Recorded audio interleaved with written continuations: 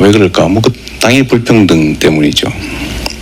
예를 들면 주가가 막 엄청나게 오른다 그래도 많은 국민들이 거기서 뭐 체감하는 건 아니거든요. 또 뭐 경제가 분명히 1분기 마이너스에서 2분기 거의 제로에서 이제 3분기 되니까 0.91% 가까이 올라갔다는 건데, 그런 거 보면 지표는 많이 개선되는데 숫자로는 현장에서는 여전히 힘들어하세요.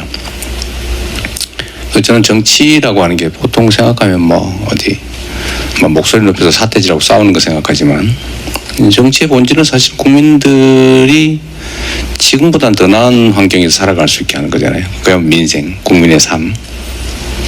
민생 그러면 너무 막 식상한 단어이긴 한데, 국민의 삶, 사람의 인생 삶이라고 보면 정말로 중요한 일이죠. 근데 그 중에 제일 중요한 게 사실 경제 문제예요. 먹고 사는 문제. 과거에도 뭐 등 따시고 배부른 게 최고다 라고 얘기하는 것처럼 먹고 사는 게 힘들면 정말 피곤해요. 그것도 상대적인 빈곤감도 있죠. 다른 사람들은 잘 사는데 나는 왜 이럴까. 어쨌든 그런 문제를 최소화하고 사람들이 좀 희망을 가지고 살아가게 하는 게 정치이고, 뭐 누가 뭐라 하든 지금은 제가 최고 큰 책임을 지고 있죠.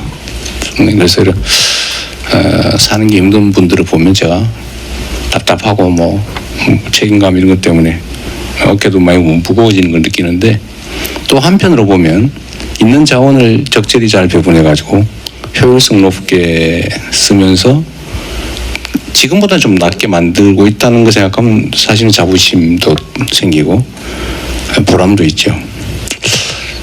오늘 이 자리도 여러분들 사실 하실 말씀 정말 많으실 거예요. 뭐 제가 모든 문제들에 대해서 다 해결할 수도 없고, 또 그러나 여러분들의 말씀을 듣고 또 가능한 방법들도 함께 논의해보고, 또 여기 우리 주요 그 수석들 또 정책실장 포함해서 또 담당 장관까지도 다 나오셨기 때문에 저를 포함해서 이분들한테 좀 뭐 질책할 게 있으면 하고 시정 요구할 거 있으면 하시고 제안도 하시고 좀 그런 시간을 가지면 좋겠습니다. 그리고 고난이라는 걸 가지면 점점 이렇게 현장으로부터 멀어지게 되거든요. 의도적으로라도 현장 속으로 또 우리 국민들 속으로 들어가서 치열한 삶의 현장을 느껴보고 또 얘기도 들어보니 필요할 것 같습니다. 여러분들 터놓고 편하게 말씀하시고, 지방에서 다양하게 좀 잘 구성하신 것 같아요. 패널들을. 지방에서 오셨다는데 대한민국의 또 중요 과제 중에 하나가 지역 균형 발전이죠. 지금 수도권 집값 때문에 좀 시끄러운데 사실 제일 근본적인 건 이제 수도권 집중에 있는 것 같아요. 물론 이제 자산 배분에 있어서 좀 문제가 있긴 하지만 근본적으로는 하여튼 한쪽으로 너무 몰리니까 생기는 문제이기도 합니다. 지역 균형 발전, 지방이 같이 사는 길은 또 뭘까? 이런 의견도 좀 많이 내주시고요. 특히 저 정책실장 계신데 저분이 저보다 힘이 현실적으로 더 세거든요. 네, 우리 금융위원장도 계시고, 자영업 하시는 분들은 사실 요즘 빚 때문에 또 난리죠. 네. 저는 금융 문제에 있어서는 좀 더 지금보다는 좀 개혁적으로 접근했으면 좋겠다. 사실 숫자에 불과한데 좀 실물과는 좀 다르잖아요. 그래서 그건 정책적으로 조정의 여지가 많고, 특히 선진국들을 보면 못 갚을 빚은 신속하게 탕감해서 정리해버려야 그 밭이 묵은 밭 건물을 좀 걷어내면 새싹 돋는 것처럼 그렇게 될 수 있는데, 우리는 한 번 빚지면 죽을 때까지 쫓아다니잖아요. 그래서 사회적으로 사실은 바람직하잖아요. 금융 문제, 부채 문제. 또 한 가지는 우리는 취업이 쉽지 않다 보니까 그게 전부 자영업에 많이 편입되어 있습니다. 우리나라가 전 세계적으로 자영업 비율이 엄청 높은 편에 속하거든요. 그래서 이게 최저임금도 못 본 경우가 태반이다. 좀 어떠신지 모르겠는데. 저는 다 망했습니다. 예, 다 접었습니다. 예. 아, 그러셨어요? 예. 큰일 났네. 이거 홍석천 선생 같은 분도 접고 이러면 안 되는데. 하여튼 가능한 방법을 좀 찾았으면 좋겠고요. 또 하나의 근본적인 심각한 문제는 양극화. 이 격차가 너무 심해요. 우리 사회가 가지고 있는 자원들이 너무 한쪽에 많이 쏠리면서 제대로 사용되지를 못하거든요. 누구는 없어서 못 쓰고, 누구는 남아서 안 쓰고, 못 쓰고. 그러니까 그 사회가 가진 자원과 기회들이 효율을 제대로 발휘하지 못하니까 사회 전체적으로 침체되거든요. 그래서 그렇게 되지 않도록 양극화 격차를 또 없앨 수는 없고 최소한으로 완화하는 거, 그 일들을 또 그건 정치가 해야 될 일이죠. 그런 얘기를 함께 나눠보고 실현 가능한 현실적인 정책들도 한번 같이 말해보면 좋겠습니다. 반갑습니다. 그런데 우리 사회자분, 내가 박수 쳤어요. 그런데 내가 분명히 대통령 들어오십니다. 일어서세요. 박수 쳤어요. 하지 말라고 그랬는데 누가 한 거예요? 아까 그거. 하시던데요? 이분도 약간 옛날 분이세요. 그게 아니고 그래서 MC 자리를 제가 있어야 되는데 저 그런 거 안 하거든요. 드릴 네, 말씀은 마치겠습니다. 많습니다. 인정하겠습니다. 어깨가 무겁다고 하셨는데 여러분 격려의 박수 한번 크게 주시겠습니까? 네. 감사합니다. 예, 다른 선진국들은 다 국가 재정으로 코로나 위기 극복 자금을 썼잖아요. 그죠? 왜냐면 국가 부채가 늘어났죠. 근데 개인 부채는 그렇게 늘어나지 않았고. 근데 우리는 국가가 부담한 건 거의 없고 다 개인한테 돈을 빌려줘 가지고 극복하는 바람에 개인 부채가 엄청 늘어났잖아요. 근데 이제 숫자를 잘 모르겠는데 우리나라의 부채 증가율보다 그때 코로나 극복하면서 다른 선진국들이 되게 우리보다 한 5% 가까이 더 늘지 않았어요? 몇 퍼센트 정도에서 혹시 아세요? 저기 정부의 정부 부채 늘어나는 게 대충 몇 퍼센트 한 그 늘어났던 미국 같은 경우 한 10%포인트 이상 늘어났었죠. 그렇죠. 근데 우리는 거의 안 늘어났는데 우리도 늘어나긴 늘어났는데 뭐 많이 안 늘어났죠. 네. 근데 그 차이가 5%라고 보면 네. 그냥 작게 잡아서 사실 5%면 우리 국가 GDP로 2,500조 정도 잡으면 5%면 얼마예요? 75조 네. 원이죠. 네. 75조 원이 사실 국가가 부담할 거를 개인한테 다 전가한 겁니다. 이게 명백한 사실이에요. 그러니까 최소 수십조 원, 100조 원 가까우게 우리는 다른 나라는 국가가 부담했는데 우리는 개인한테 돈을 빌려줘가지고 개인이 빚으로 견뎌온 거죠. 코로나를. 이만큼 사실 자영업자가 더 어려워진 겁니다. 근데 이 문제에 대한 대책은 솔직히 금융위 입장에서 어떠세요? 이런 걸 예를 들면 지금 우리가 그때 당시 뭐 PPP니 뭐 이런 제도 도입해야 된다, 탕감해야 된다. 저도 사실 선거 때 그 얘기를 했는데 이걸 좀 하려고 하니까 도덕적 해이 뭐 이런 얘기하고 누구는 열심히 가는데 왜 그거 탕감을 해주거나 아니면 그 연기해주거나 저 대환 대출 원하잖아요. 좀 저리로 장기로 바꿔달라는 거. 왜 그거 해주냐. 그 속된 말로 버릇 나빠진다. 도덕적 해이를 유발한다. 해서 사실은 정책적으로 저항이 많지 않습니까? 그거 어떻게 해결이 됩니까? 아니 이제 먼저 대통령께서 제시한 그 구조적인 측면에서 한국이 코로나 위기가 났을 때 이 부담들을 어떻게 사회적으로 공평하게 효율적으로 분담을 하느냐 이 부분에 있어서 대통령께서 말씀하신 대로 그때는 정부는 가능한 적게 쓰면서 사실 부채로 일단은 막으면 결국 그렇게 됐을 때 코로나가 극복이 되면 경기가 좋아져서 부채를 다시 상환한다. 뭐 그런 정도의 흐름이 있었을 텐데 근데 보면은 부채는 늘었는데 또 금리는 올랐잖아요. 고금리가 됐잖아요. 근데 경제는 안 좋아지죠.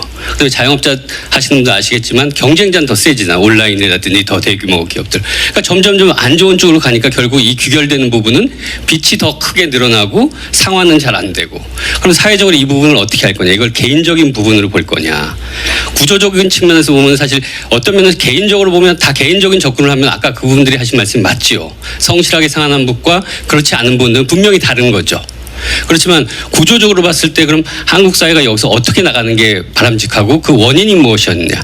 이게 정상적인 거냐 아니면 일시적인 거냐 아니면 특별한 위기 상황에서 발생한 거냐. 이런 측면에서 보면은 사회적으로 이걸 해결해야 될 부분이 굉장히 크고 그다음에 또 진짜로 자영업자들의 그 삶이라는 게 굉장히 절박하고 네, 그래서 저희들이 이번에 이제 새 출발 기금이라든지 새 도약 기금을 통해서 부채 더 이상 어떻게 할 수 없는 부분은 이거를 계속 그쪽을 쫓아가봐야 사회적으로 부담도 안 되고 더 절박한 시정으로 더 안 좋은 쪽으로 가니까 이건 사회적으로 위기 상황에서는 이렇게 막는 게 결국 사회 전체를 다시 회복시키고 개인한테도 삶의 재기의 길을 주는 거고 그래서 효율적인 측면에서도 이게 바람직하다. 그래서 이제 부분적으로 그런 부분들이 있지만 그런 보완 장치들 가져가면서 저희들이 사회 전체적으로 그렇게 만들어가는 게 필요하다고 생각합니다. 너무 길죠. 근데 이게 결론적으로 어쨌든 다른 나라들은 국가가 국가 부채를 늘려가면서 그 위기를 극복했는데 위기 극복 비용을 국가가 부담했는데 대신 국가 부채가 늘어났죠. 우리는 힘없는 개인들한테 다 전가했다. 물론 이 능력 있고 이런 사람들은 막 갚았죠. 근데 못 갚는 사람이 너무 많아서 우리가 이제 다음 내년 예산에서 이걸 인수해서 탕감하는 예산을 좀 잡았잖아요. 그런데 우리 국민 여러분께서도 좀 이 점들을 좀 이해해 주셔야 되는데 우리는 부채를 어떻게든지 공공부문에서 재원 부담을 해서 해결을 해주려고 그러면 바로 그 반론이 나와요. 그거 도덕적 회의를 유발한다고 뭐 성실하게 갚은 사람은 뭐냐 해주지 마라. 지가 돈 썼으니까 지가 죽을 때까지 갚아야 된다. 이런 생각들을 하잖아요. 근데 저는 이게 우리 사회 경제적으로도 바람직하지 않다. 그 사람들 시험고약 만들어가지고 평생 고생시키면 좋아집니까? 오히려 퇴출되죠. 이 시장에서. 그래서 이거를 이제 금융위원장이 새로 오셔서 제가 밀어드릴 테니까 좀 세게 하세요. 그리고 저 재정도 좀 많이 배정해 주시고. 예, 대통령. 제가 핑계 대는 거 아니에요. 저는 사실 막 하고 싶은데 여론 부담이 상당히 커요.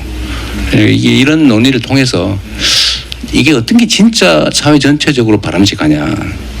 이걸 해결하지 않으면 경제 성장률이 점점 떨어지잖아요. 뭐 전체 부가 덜 늘어나잖아요. 근데 이런 걸 해결해주면 경제 볼륨이 커지면 모두가 혜택을 보거든요. 선순환을 만들어야 되는데. 간단히 제가 총괄적인 숫자들 한번 말씀드리면 대통령이 말씀하신 대로 당시에 GDP 대비해서 재정 적자가 미국은 한 17%, 18%포인트 가장 많이 지출한 나라고요. 유럽은 한 8, 9% 정도 있고 우리가 한 3, 4% 정도 했습니다. 그러니까 이제 미국은 이제 의료보험이 없으니까 한 것도 약간 좀 극단적인 거고. 근데 당시에 집합 금지라는 것은 개인의 사업을 국가가 행정명령으로 막은 겁니다. 그럼 물론 이제 우리 건강 때문에 그랬지만 이론적으로 보면은 사회 혜택을 위해서 국가가 행정명령으로 사업을 막은 거니까 국가가 그냥 보존해 주는 게 맞는데 이미 그때 이제 뭐 대출로 해서 몇 년간 갚으셨어요. 지금 남아 있는 것들은 한 10조 정도 됩니다. 그 남아 있는 버텨 뭐 많은 분들이 또 사업을 이제 정리하신 분들도 계신데 그래서 초기에 그런 그 논의를 했으면 좀 나을 텐데 그러면 4, 5년 동안 갚으신 분들은 또 뭐냐라는 게 있어서 지금 남아있는 거를 해결하는 데 10조 정도 돈이 듭니다. 그러면 금융회사들이 대출 이미 이제 탕감할 수 있는 부분 1, 2조를 좀 감당할 수 있을 거고요. 이익이 있으니까. 그 재정이 좀 도와주고 재기하고 이런 방안들을 좀 논의를 해봤는데 10조란 돈이 그래서 대통령이 말씀하신 대로 정말 여력이 없는 사람들을 재기를 도와주는 그런 방식으로 할 수 있는 그 방안까지도 한번 이거는 이제 소상공인이라 중소벤처부에서 합니다. 금융위하고 논의를 해서 이제 필요한 부분은 사회 공론화로 그렇게 하겠습니다. 좀 간단하게 말씀드리자면 잘하는 사람한테는 더 잘하게 칭찬을 해주고 좀 못한 사람한테는 좀 잘하게끔 인도해주면 되는 거잖아요. 그러니까 탕감하고 뭐 부채를 뭐 없애주는 건 너무 좋은데 이제 형평성도 있으니까 그동안 잘 갚은 사람한테는 잘했다. 그래서 그냥 0.5%의 금리로 좀 대출을 더 해준다든가 뭐 그런 좀 보상을 해주면 되지 않을까 지금 싶어요. 약간 금리 이번에 이제 금융위가 만든 거는 금리를 지금 가능한 뭐 가장 낮게 하고 한도도 넓혀준 것까지는 이번에 했고요. 그게 아까 말씀하신 대표님이 일부 혜택을 누리는 건데 보다 근본적으로 그렇게 해서도 감당이 안 된 부분들이 한 절반 정도가 있습니다. 그 부분을 대통령께서 지적하신 거고. 어쨌든 얘기가 좀 너무 길어지는 것 같긴 한데 요 우리 홍서천 저 사장님이시 전화하셨는데 우리 홍 사장, 홍 사장, 홍 사장께서 말씀하신 게 이제 못 갚는 사람은 탕감하거나 이자를 깎아서 장기 분할 상환하게 하거나 이제 재정이 좀 들어가는데 열심히 잘 갖고 있는 사람들은 예를 들면 이자를 더 깎아준다 이런 거 할 수 있지만 사실은 나는 돈 안 빌렸는데. 난 돈 안 빌렸는데 왜 난 혜택이 없어? 라고 하는 게 자영업 안 하고 돈 안 빌렸던 사람이 훨씬 많단 말이에요. 근데 이분들의 저항감이 있어요. 근데 이런 점에 대해서 다시 원론적으로 돌아가면 그게 자영업자 잘못이냐 다 빚진 게 아까 얘기했는데 집합금지명 제가 제일 먼저 그때 시작하긴 했지만 온갖 규제를 가야죠. 영업시간 제한 뭐 해가지고 사람들이 길이 안 다니까 영업 안 되고 장사 망하고 빚 늘고 했는데 이거는 사실은 재정이 담당해야 될 부분, 즉 온 국민이 다 감당했어야 된다 그때. 근데 그때는 뭐 저로서도 뭐 권한도 없고 말을 들은 많이 했지만 결국 안 해줬는데 조금밖에 안 해줬죠. 지금이라도 사실 그거는 보완을 해줘야 된다. 그건 자영업자의 잘못이 아니고 자영업자를 잘 갚은 사람이든 못 갚은 사람이든 그 집단이 혜택을 본다고 하는 게 우리 국민들 일반 빚지지 않은 국민들 일반이 억울하게 생각할 점만은 아니다. 왜냐하면 그때 위기 극복 비용은 원래 국가가 담당했어야 되거든요. 이 점들을 저는 국민들께서 조금 용인을 해주시면 부채 청산 또는 정리하는 데 좀 도움이 되지 않을까 싶어요. 그래서 좀 얘기를 길게 하는 겁니다. 우리가 하나의 공동체로 살아가잖아요. 대한민국이라고 하는 하나의 공동체의 이웃으로 살아가기 때문에 나 혼자만 너는 남이야 칸치고 살 수는 없는 거여서 공동의 비용을 부담한다라고 좀 용인을 해주시면 좀 더 적극적으로 이 정책을 할 수 있을 것 같아요. 지금은 사실 엄청 부담스럽습니다. 욕을 해요. 네. 왜 거기다 해주냐. 근데 공동체라는 생각을 좀만 더 하자라는 차원에서 좀 길게 얘기했습니다. 네. 여러분 기대되시죠? 오늘 토론이. 예.